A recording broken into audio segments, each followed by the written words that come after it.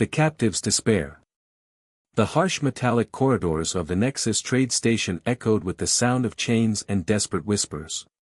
Arya Voron, a Luminara from the distant planet Zyrax, stood motionless in the holding cell, her iridescent skin dulled by weeks of captivity. Her people were known for their exceptional telepathic abilities and artistic brilliance, traits that had made them prime targets for the interstellar slave markets. The station's cold, sterile environment was a stark contrast to the vibrant homeworld she had been torn from. Memories of lush crystal forests and melodic wind patterns flickered through her mind like dying embers. Each passing moment eroded her hope, wearing down the resilience that had once defined her spirit.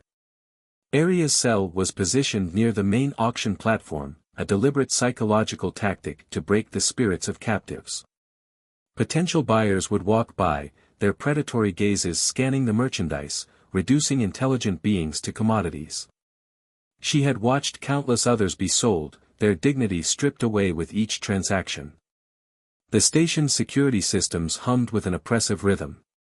Gravitational restraints kept prisoners immobilized, while neural suppressors dampened any attempts to use their natural abilities. Aria's telepathic powers, once a source of pride and connection, had been reduced to a faint whisper trapped behind layers of technological oppression. Her latest buyer, a Krell mercenary named Voss, was known for his brutal labor camps. Rumors spread among the captives about the horrific conditions in his mining colonies, where beings were worked until their bodies broke, then discarded like obsolete machinery.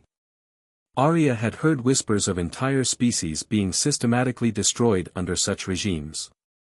As the auction preparations began, the ambient noise increased. Traders, mercenaries, and corporate representatives moved through the station, their conversations a mix of business-like detachment and barely concealed excitement. For them, this was just another transaction, another day of commerce in the vast, unforgiving landscape of interstellar trade. Aria's thoughts drifted to her family, to the community she had been stolen from. The Luminara were a peaceful race, more interested in artistic expression and philosophical exploration than conflict. Their vulnerability had been their downfall. When the corporate expansion waves had swept through their sector, they had no military might to resist. The station's artificial lighting cast harsh shadows, creating a landscape of despair. Arya knew her fate was moments away from being decided. Would she become another statistic, another nameless worker in some distant, unforgiving mining colony? Or would something unexpected interrupt the predetermined path of her suffering? Her keen senses detected movement. A new group of potential buyers entered the trading floor, their footsteps precise and calculated. Among them, a figure stood out, not by size or aggressive posture, but by an inexplicable aura of difference. Little did Arya know that her life was about to change in ways she could never have anticipated. Unexpected intervention. The station's auction floor buzzed with tension as Kai Relan moved among the crowd. Unlike the other traders and mercenaries, he carried himself with a measured purpose that set him apart. A former resistance operative turned independent contractor, Kai had spent years navigating the darkest corners of interstellar commerce, driven by a personal mission that ran deeper than mere survival. His dark eyes scanned the holding areas, tracking the rows of captives from various species. Each cell represented a story of loss, each being a testament to the ruthless mechanisms of exploitation that powered the galactic economy. Kai's hands, calloused from years of mechanical work and covert operations, remained deliberately still at his sides. The auction master, a cybernetically enhanced Trill named Nexer, began the day's proceedings with a practiced monotone. Lot 47, he announced, gesturing toward Arya, Luminara specimen. Prime telepathic potential. Starting bid at 5,000 standard credits. Arya stood motionless, her iridescent skin now seeming more like a dull membrane of defeat. Years of captivity had taught her that resistance was futile. The neural suppressors hummed softly, a constant reminder of her restricted existence. Kai's attention locked onto her. There was something in her posture, a remnant of dignity that hadn't been completely crushed. He recognized that look. It was the same look his sister had worn years ago, before she disappeared in the corporate wars that had torn apart the Outer Rim colonies. The bidding began quickly. Voss, the Krell mercenary, raised his hand first. His reputation preceded him, labor camps that consumed lives like fuel, where beings were worked until their last breath. Other bidders followed, each more ruthless than the last. Kai's communication implant buzzed softly. An encrypted message from his old network, intel about increased slave trade activities in this sector. But he was already focused on something else entirely. 10,000 credits, Kai's voice cut through the auction floor's ambient noise. A hush fell. 10,000 was significantly higher than the initial bids. Nexer looked surprised, his cybernetic eye scanning Kai with calculated interest. Voss turned, his massive frame blocking partial view of the auction platform. Interesting, he growled, a human thinks he can outbid experienced traders. Kai didn't flinch. 15,000, he said, his tone flat and unwavering. The other bidders exchanged glances. Something was happening that defied their usual transactional dynamics. Kai wasn't behaving like a typical buyer. His approach suggested something beyond a simple purchase. Arya, still restrained, noticed the shift. Her suppressed telepathic senses picked up fragments of emotional energy, defiance, purpose, something almost like hope. It was a feeling so foreign that she almost didn't recognize it. Nexer's cybernetic systems calculated rapidly. The price was now well beyond standard market rates for a telepathic species. 20,000 credits, he announced, testing the waters. Kai didn't hesitate. 25,000. Full payment, immediate transfer. The station's financial systems lit up, verifying the transaction. Voss stepped back, his potential acquisition slipping away. Whatever game Kai was playing, he was serious. As the transaction completed, the neural suppressors on Arya were deactivated. For the first time in months, she could feel the subtle electromagnetic pulses of the station, a sensation both terrifying and exhilarating. "You're free," Kai said simply, approaching her cell. Arya studied him. Humans were rare in these parts, especially those who didn't immediately appear as mercenaries or corporate agents. "Free?" she asked, her voice rust-laden from disuse. "What does that mean?" Kai's hand touched the cell's release mechanism. "It means you choose what happens next." The cell door opened with a soft hiss. Around them, the auction house continued its brutal business, seemingly unaware of the small miracle that had just occurred. Journey of survival. The horizon's interior felt suffocating as Arya processed her newfound freedom. Kai moved efficiently around the ship's compact bridge, his fingers dancing across navigation systems with practiced precision. The vessel was a modified scout ship, clearly built for stealth and survival rather than comfort. "We need to put distance between us and the station," Kai muttered, more to himself than to Arya. "They'll be tracking the transaction, trying to understand why someone paid so much for a single captive." Arya's fingers traced the edge of her restraint marks, the skin still sensitive from weeks of confinement. "Why did you buy me?" The question hung in the air, laden with suspicion and a desperate need for understanding. Kai didn't immediately respond. Instead, he adjusted the ship's quantum drive, plotting a course through a series of asteroid fields that would mask their electronic signature. "Not everyone in the galaxy sees sentient beings as commodities," he said finally. The ship's systems hummed to life, anti-gravity stabilizers compensating for the complex maneuver. Outside the view screen, the cold darkness of space stretched infinitely, punctuated by distant stellar clusters. Arya watched Kai's movements. He was different from the traders and mercenaries she'd encountered. There was a deliberateness to his actions, a sense of purpose that went beyond simple survival. Her suppressed telepathic abilities, slowly returning to full strength, picked up fragments of emotional residue, pain, determination, a deep-seated anger that ran like an underground river. "You're not just a trader," she stated. It wasn't a question. Kai's hands paused momentarily over the navigation console. "No," he confirmed. "I'm not." The ship's communication system suddenly flickered.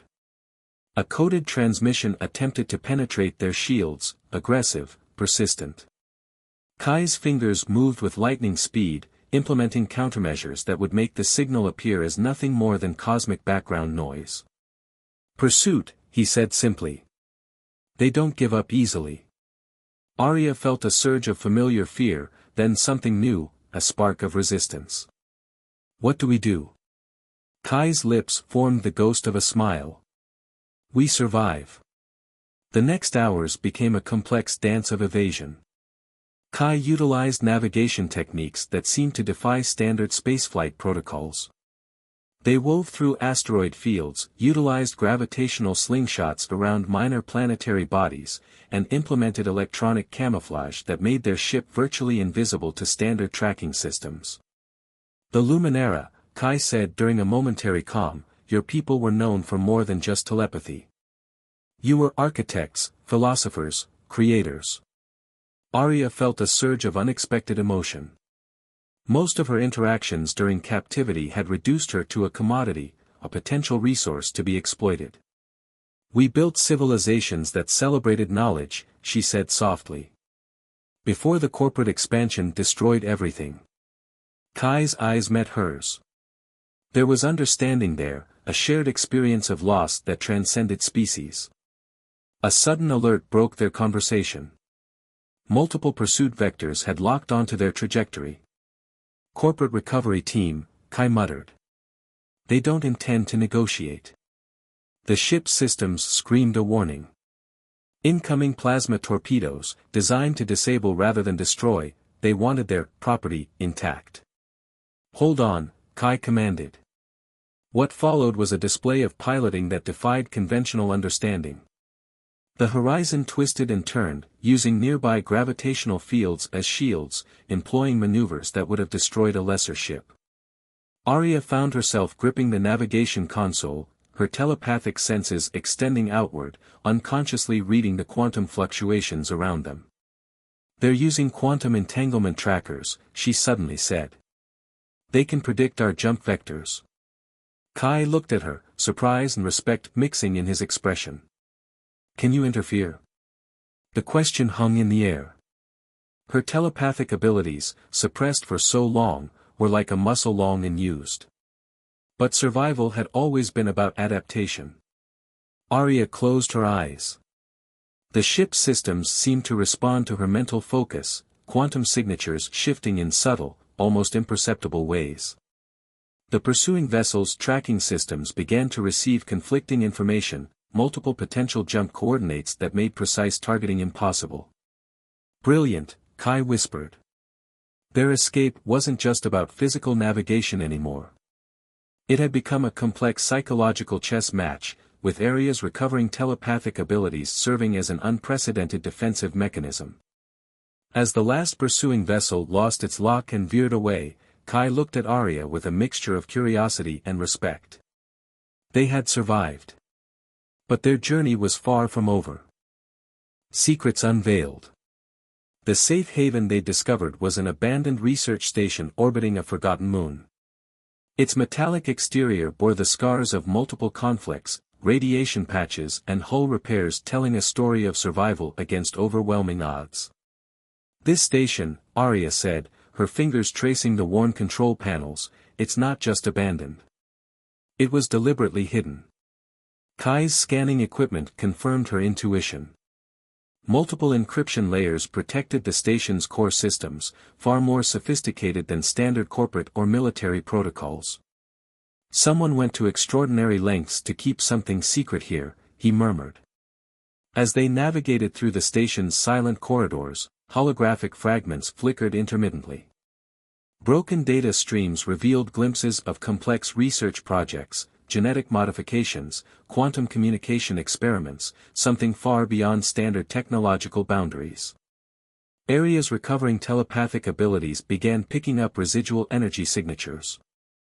"There's a memory here," she said, her voice distant. "Something painful." The station's central research chamber revealed a shocking truth. Holographic displays showed extensive documentation about a species called the synapse, a genetically engineered race created as living communication networks. Designed to be perfect information conduits, they were simultaneously the most advanced and most tragic technological experiment in galactic history. They weren't just research subjects, Kai realized. They were sentient beings treated as infrastructure. Aria's hand touched one of the holographic interfaces. Suddenly, fragmented memories flooded her consciousness, not her own, but echoes of experiences from the synapse beings. Generations of forced connectivity, of being transformed into living data transmission systems, of losing individual identity to become pure information. The Luminara, she whispered, we were next. The research logs revealed a systematic plan. Various telepathic species were being studied, evaluated for potential transformation into living network systems. The Luminara, with their advanced telepathic capabilities, were considered the perfect candidates for the next phase of technological evolution. Kai's background in resistance operations suddenly made sense. This isn't just about slavery, he said. It's about complete biological reconceptualization. Turning sentient beings into tools.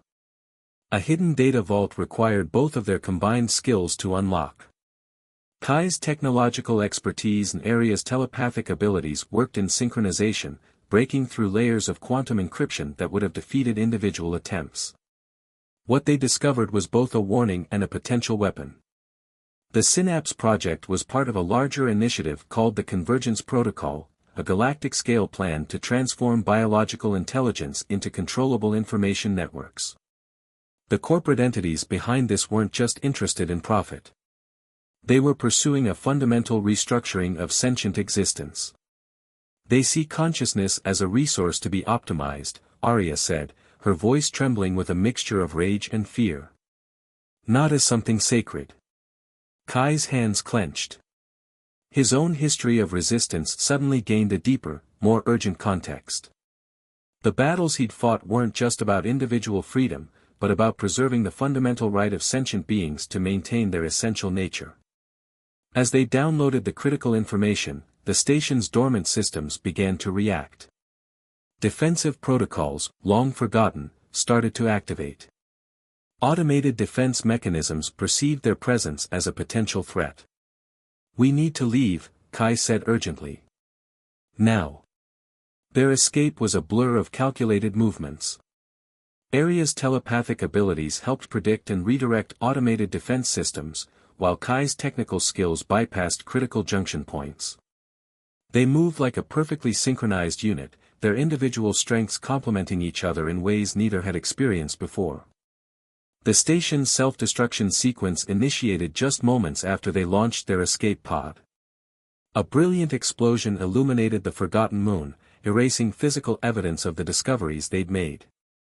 But the real evidence was stored safely in their ship's encrypted systems, a potential key to understanding and potentially stopping the Convergence Protocol. What now? Aria asked, watching the explosion's aftermath through the pod's viewport. Kai's expression was resolute. Now we fight back. Redemption and hope. The underground resistance base on Meridian Prime was unlike anything Aria had imagined. Carved into the core of an abandoned mining complex, it represented humanity's last organized stand against the Convergence Protocol. Kai's contacts welcomed them with a mixture of skepticism and hope. The data they'd retrieved from the research station was more than just information, it was a potential weapon against systematic biological exploitation. Dr. Elena Rodriguez, the Resistance's lead strategist, examined the encrypted files with a critical eye. This goes deeper than we thought, she muttered, holographic displays dancing with complex data streams. Aria's telepathic abilities had become more refined during their journey. She could now filter and interpret data streams in ways that conventional systems couldn't match. The Convergence Protocol isn't just about control, she explained. It's about complete biological restructuring. They want to turn sentient beings into living communication networks. The resistance had been fighting this battle on multiple fronts. Corporate entities saw biological intelligence as the ultimate renewable resource, adaptable, self-maintaining, and potentially infinite in its capabilities. "We've been tracking similar research across multiple star systems," Elena revealed. The Luminara weren't the first target. Several telepathic species have been systematically studied, their genetic structures mapped for potential optimization. Kai's background in covert operations proved crucial. He began developing strategies to disrupt the protocol's research networks, creating quantum interference patterns that would make their tracking systems unreliable. Their first major operation targeted a research facility on the Outer Rim. Using the data from the abandoned station, they created a sophisticated viral algorithm that would penetrate the facility's communication networks. The attack was precise and devastating. Not a single physical weapon was used. Instead, they introduced a series of quantum communication disruptions that made the facility's research essentially useless. "Information is their primary weapon," Kai explained. "So we'll fight them with information." Aria's role became increasingly critical. Her telepathic abilities allowed her to navigate complex data structures in ways no technological system could. She could detect subtle manipulation patterns, identify potential weak points in the Convergence Protocol's research infrastructure. Weeks turned into months. Their resistance movement grew, attracting beings from various species who had been targeted by the protocol.